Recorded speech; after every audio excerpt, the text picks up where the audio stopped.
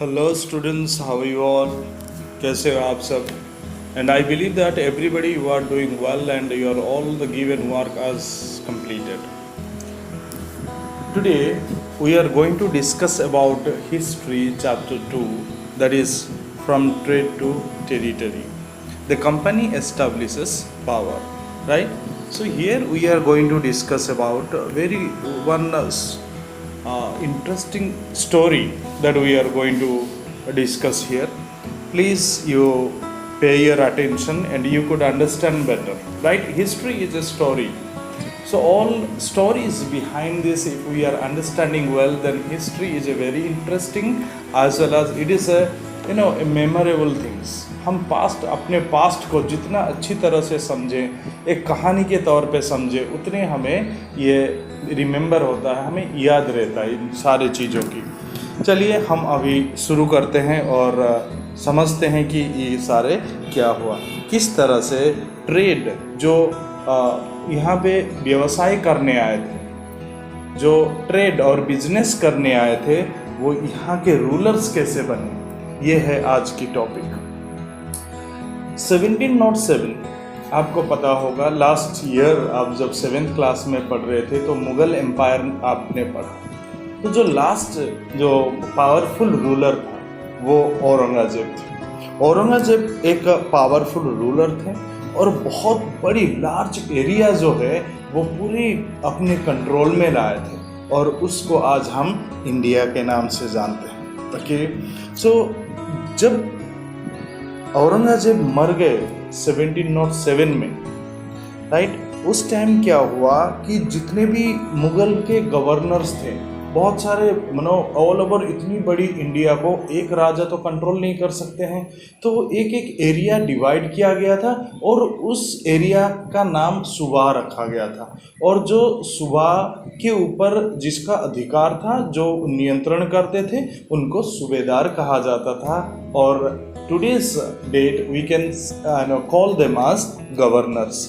जब औरंगजेब की डेथ हुई 1707 में, तब ये गवर्नर्स कोई रूलर्स को मानने के लिए तैयार नहीं हुए. वो बगावत में उतर आए और जितने भी एरिया उनके अंडर में था वो खुद का वो बना लिए, एक एक राज्य बनाने की कोशिश की, राइट. जब उन्होंने कोशिश की तो यहाँ पे क्या हुआ, बहुत सारे डिवाइड हो गए और दिल्ली डायरेक्टली एक अच्छी सेंटर बन के फंक्शन नहीं कर पाया. It means that already the power and the ruler was weakened. वो बहुत ही कमज़ोर हो चुके थे. ये सिचुएशन था. और जब एक second half of 18th century a new power was emerging on the political horizon, British, right? So हम इस चीज़ों को अभी हम डिस्कस करते हैं, राइट. तो पहले जो हमारी टॉपिक है वो east India company comes next. East India company कहाँ से आया, किस तरह से आया, इसको हम बात करते हैं, राइट. मेनली मैं वो स्टोरी सुना रहा हूँ, प्लीज़ आप सुन लीजिएगा. 1452 में एक कॉन्स्टेंटिनोपल एक जगह थी. वो जगह एक विजडम, एबोर्ड ऑफ विजडम कहा जाता था. बहुत सारे जो फिलोसोफर्स हैं, स्कॉलर्स हैं, बहुत जो बुद्धिमान और ज्ञानी लोग कॉन्स्टेंटिनोपल में रहते हैं, राइट. और तुर्की, जिसको हम टर्क भी कहते हैं, वो उस एरिया को कब्जा कर लिया. और उसके बाद जो लैंड रूट थी इंडिया और एशिया से लेकर यूरोप तक, तो एक लैंड रूट थी, वो ब्लॉक हो गई. अभी जो भी इंडिया से मतलब ईस्ट से जो भी वेस्ट में बिजनेस करते थे, अपने ऑल गुड्स एंड कमोडिटीज बेचते थे, वो रूट जब ब्लॉक हो गया, वो रास्ता जब बंद हो गया, तब बिजनेस बंद हो गए, बिजनेस नहीं कर पाए. जो भी सामान जो यूरोपियंस को चाहिए था वो नहीं मिला. तब उन्होंने क्या किए कि बहुत सारे सेलर्स जो सेलिंग करते हैं, जो एक्सप्लोर करते हैं new areas, new land, new areas को एक्सप्लोर करते हैं. आप नाम सुना होगा, वास्को दा गामा, बार्थोलोम्यू डाइस, राइट. और आपने कोलंबस के नाम सुना होगा। ये सारे एक्सप्लोरर थे उस टाइम में, राइट। 1498 में वास्को दा गामा पहली सी रूट डिस्कवर किए इंडिया को। कैसे आए? पहले वो अफ्रीका के केप ऑफ गुड होप में पहुंचे और वहां से वो आके केरला में पहुंचे। केरला का एक जगह का नाम था, वो है कालीकोट।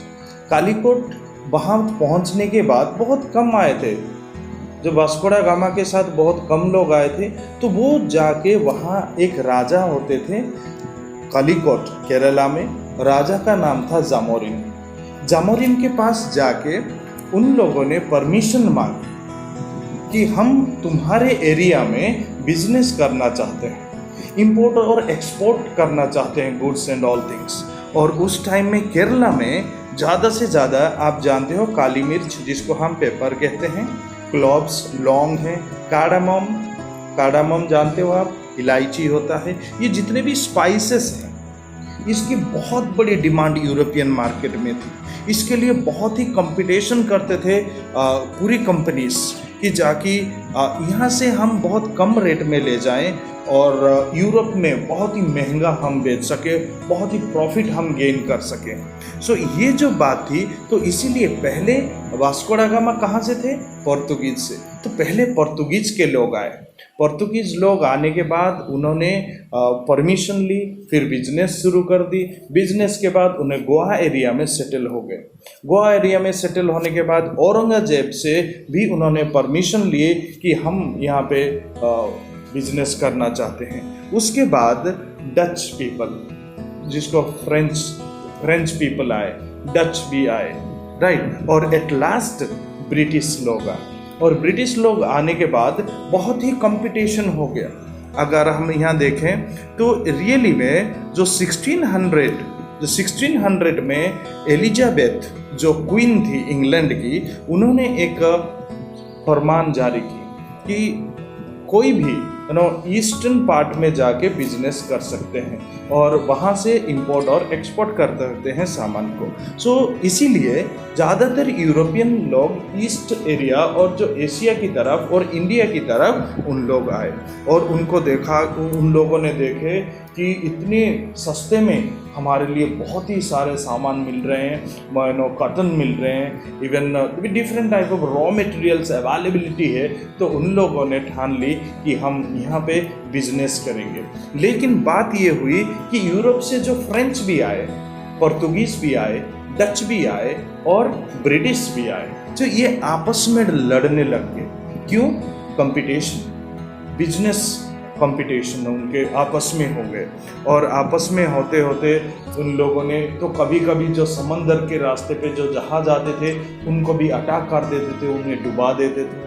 तो इस तरह से बहुत ही एक कंपटीशन शुरुआत हुई। और उस कंपटीशन के बाद फिर उन लोगों ने एक फोर्टिफिकेशन, अपने अपने जो एरिया होता है उसको एक गढ़ बना लिए, क्योंकि प्रोटेक्शन के लिए गढ़ बना लिए। फैक्ट्रीज बनाना शुरू कर दिए, फैक्ट्रीज में बाउंड्रीज बनाना शुरू कर दिए। इस तरह से धीरे धीरे वो इंडिया के अंदर आने के बाद अपनी राज जमाना शुरू कर दिए। तो आज के लिए इतना ही, फिर हम कल शुरू करते हैं East India Company begins trade in Bengal के बारे में। एक पर्टिकुलर टॉपिक के बारे में हम कल बात करते हैं। तब तक good bye and have a nice day.